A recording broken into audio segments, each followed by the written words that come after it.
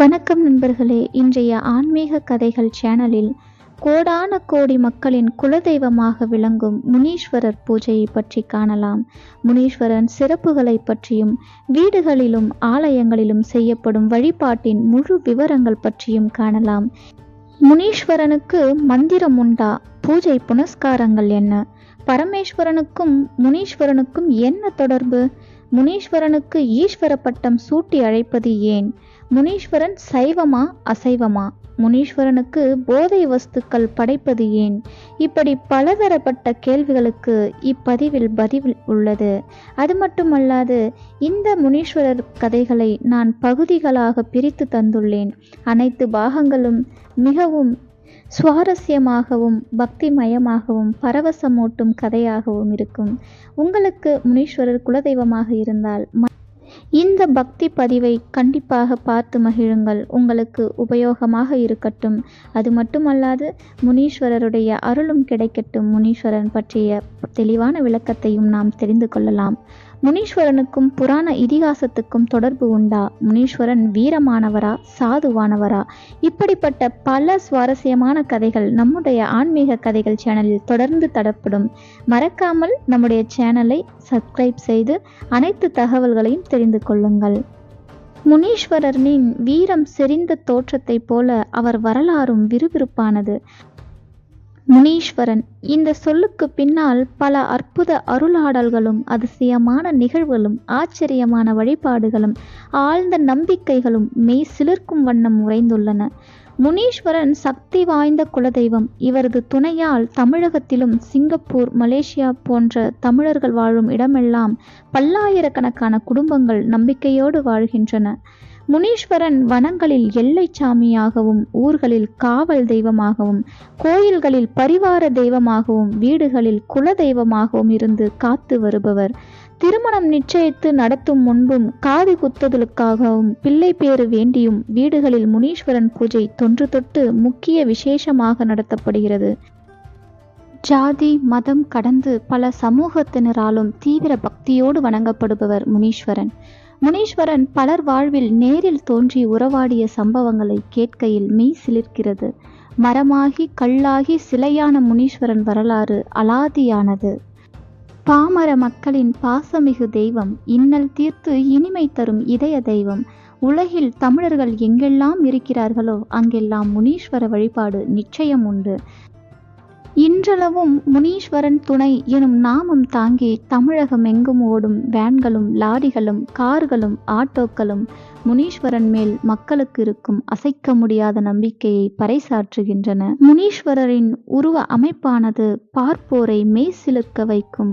மிரட்டும் விழிகள், கொடுவா மீசை, கழுத்தில் எலுமிச்சம்பழ மாலை, ஓங்கிய நிலையில் கை, நீண்ட சடைமுடி, கைகளில் திரிசூலமும் ஏந்திய தெய்வமான முனியாண்டிக்கு பூஜைகள் மிகவும் விமரிசையாக நடைபெறுகிறது. பொதுவாக முனீஸ்வரருக்கு ஆட்டுக்கறி, கோழிக்கறி, கல், சாராயம் போன்றவை படைக்கப்படுகின்றன. இந்த பூஜையில் மந்திர உச்சாடனம் இல்லை, ஆசார அனுஷ்டானமும் இல்லை. பரிபூரண பக்தியும் கிராமிய மனமுமே தென்படுகிறது. உயர்ந்த கோபுரங்கள் இல்லை, கற்பகிரம், சிற்ப அலங்காரங்கள் இல்லை, ஆலய ஆகம விதிகள் கடைபிடிக்கப்படுவதில்லை. ஆனாலும் குடும்ப உறவுகளோடு ஆத்ம திருப்தியான பூஜை நடைபெறுகிறது. சாமியாடி குறி கேட்டு சந்தோஷமாக கலைகிறார்கள். எப்போது அடுத்த விழா எடுப்போம் என்ற ஆவலோடு மக்கள் அடுத்த ஆண்டு வரை காத்திருக்கின்றனர். அப்படி பக்தியுடனும் பயத்துடனும் உற்சாகத்துடனும் மக்கள் முனீஸ்வரரை வழிபாடு செய்கின்றனர். பொதுவாக முனீஸ்வரர் என்ற தெய்வம் பாண்டி முனீஸ்வரனிலிருந்து ஆரம்பமானது. கண்ணகி தேரா மன்னா என நீதி கேட்டு மதுரை மன்னனுக்கு உண்மையை விளக்கிய போது, கோவலன் இறந்ததற்கு தான் காரணமாகிவிட்டோமே என்ற அதிர்ச்சியில் அரியணையிலிருந்து மன்னன் அணைந்த பாண்டிய மன்னன்தான் இந்த பாண்டி முனி என்பதை செவிவழி கதையாக கூறும் கதைகளும் கேட்டிருப்போம். பாண்டி முனீஸ்வரரின் வரலாறு மிகவும் அளப்பரியது. அதோடு உற்சாகமூட்டும் பக்தி பரவசமூட்டும் கதையாகும். அந்த பாண்டி முனீஸ்வரரின் கதையை நான் அடுத்த பதிவில் தருகிறேன். பொதுவாக முனி என்ற சொல் ரிக்வேதத்தில் தெய்வ ஆவேசம் படைத்தலைவர் என்ற பொருள். பயமற்றவர் என்றும் முனீஸ்வரனுக்கு பொருளாகும். கீதை, உபனிஷதங்கள் முதலிய வேதாந்தங்களில் இந்த சொல் உலக வாழ்க்கையை வெறுத்து ஞான வரம்பாகிய மௌனத்தை கடைபிடித்து பரம தியானத்தில் ஆழ்ந்து தட்ப வெட்ப சுக துக்கம் தாக்கப்படாமல் விருப்பு வெறுப்பு கோப தாபம் முதலியவை அறவே நீக்கியவர் என்றுள்ளது. முனீஸ்வரன் குலதெய்வமாகவும் எல்லை சாமியாகவும் கோவில்களில் பச்சையம்மனுக்கு பரிவார தெய்வமாகவும் வழிபாடு செய்கின்றனர். முனீஸ்வரனை பல வீடுகளில் குலதெய்வமாக வணங்கி நேர்த்தி கடனாக பூஜை செய்து வருகிறார்கள். முனீஸ்வரன் பூஜை மற்ற தெய்வங்களிடமிருந்து வித்தியாசப்படுகிறது. இந்த பூஜை வழிபாட்டு முறை ஒரு குடும்பத்தில் செய்வது போல் இன்னொரு குடும்பத்தில் நடத்தப்படுவதில்லை. சிவபக்தர்களும் முனியை வழிபட தொடங்க நாளடைவில் முனிக்கு ஈஸ்வர பட்டம் அதுவாகவே அமைந்தது என்பர் சிலர். முனீஸ்வரனை நம்பினால் நம் நோய் தீர்ப்பார், நம் குடும்ப பிரச்சனைகளை தீர்த்து வைப்பார். அவர் காலடியில் எலுமிச்சம்பழம் மற்றும் கருப்பு கயிறுகளை வைத்தெடுத்து வண்டியில் கட்டினால் விபத்தில் இருந்து காப்பார் என்பது பக்தர்களின் அசைக்க முடியாத நம்பிக்கையாக இன்றளவும் நிலவி வருகிறது. படித்தவர்களுக்கு பரமேஸ்வரன், படிக்காதவர்களுக்கு முனீஸ்வரன் என்ற ஒரு வழக்கமும் உண்டு. முனீஸ்வரனை மனதார வேண்டி நம்பிக்கையோடு வழிபட்டால் போதும், நினைத்தது நினைத்தபடி நல்லபடியாக நடக்கும் என்று நம்புவார்கள்.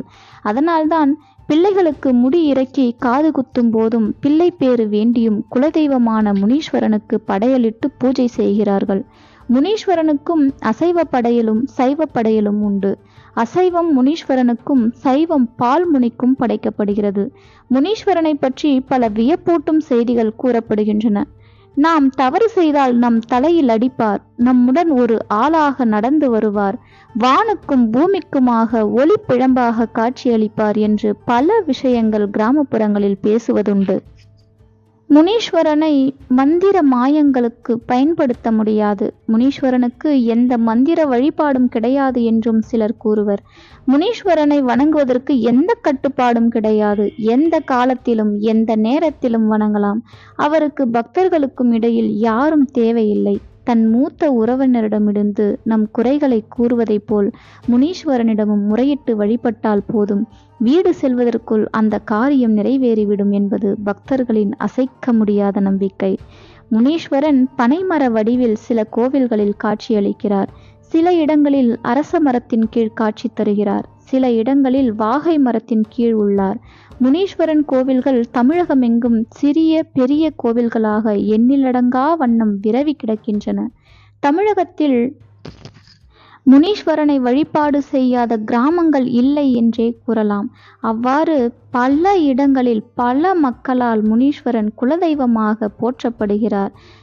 முனீஸ்வரன் பூஜையை வீடுகளில் செய்யும் பொழுது கிணற்றடியில் செய்கிறார்கள். காட்டு வழியே நாம் திக்கு தெரியாமல் தனியே மாட்டிக்கொண்டால் முனீஸ்வரன் விளக்குடன் வந்து வழிகாட்டி செல்வார் என்கின்றனர். வீட்டில் நடத்தும் முனீஸ்வரன் பூஜையை பங்காளிகளுக்குள் செய்கிறார்கள். அந்நியரை சேர்ப்பதில்லை. தன் வீட்டு பெண்ணானாலும் திருமணத்திற்கு பிறகு சொல்லி செய்வதில்லை. முனீஸ்வரன் வழிபாட்டை எந்த ஆண்டிலிருந்து செய்து வருகிறார்கள் என்றால், எங்கள் தாத்தா காலத்திலிருந்து செய்து வருகிறோம் என்கிறார்கள். இவற்றை பார்க்கும்போது முனீஸ்வரன் வழிபாடு முதல் தெய்வ வழிபாடாகவே தோன்றுகிறது.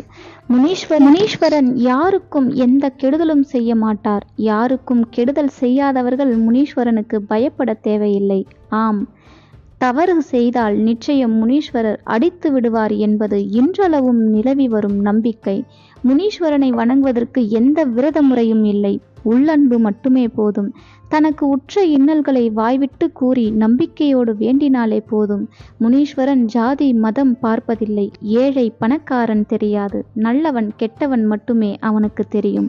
முனீஸ்வரன் இரவு 12 மணி முதல் 2 மணி வரை வீதி உலா வருவார் என்பார்கள். அப்போது அவர் ஒளிப்பிழம்பாக காட்சி தருவார் என்கிறார்கள் பக்தர்கள். இன்றளவும் கிராமப்புறங்களில் முனீஸ்வரரை நேரில் கண்டதாகவும் பக்தர்களின் நம்பிக்கை உள்ளது. முனீஸ்வரன் கோவில்களில் பூசாரிகளின் மேல் முனீஸ்வரன் அருள் வந்து குறி சொல்லும் வழக்கமும் உண்டு. பெரும்பான்மையான முனீஸ்வரன் கோவில்களில் அருகிலோ இணைந்தோ ஓர் அம்மன் கோவில் உள்ளது. பெரும்பாலும் முனீஸ்வரருக்கு அசைவமே படையலாக இடப்படுகிறது. மேலும் சுண்டல், சர்க்கரை பொங்கல், வெண்பொங்கல், தேன், மல்லி போன்றவை வைத்து வணங்குகிறார்கள். மேலும் முனீஸ்வரரை பற்றிய பல சுவாரஸ்யமான தகவல்களை இந்த ஆன்மீக கதைகள் சேனலில் பதிவு செய்கிறேன். இன்றைய பதிவில் முனீஸ்வரர் பற்றிய வழிபாட்டு முறைகளை பார்த்தோம். இனி வரும் பதிவில் முனீஸ்வரருடைய அனைத்து வரலாற்று கதைகளையும் பார்க்கலாம்.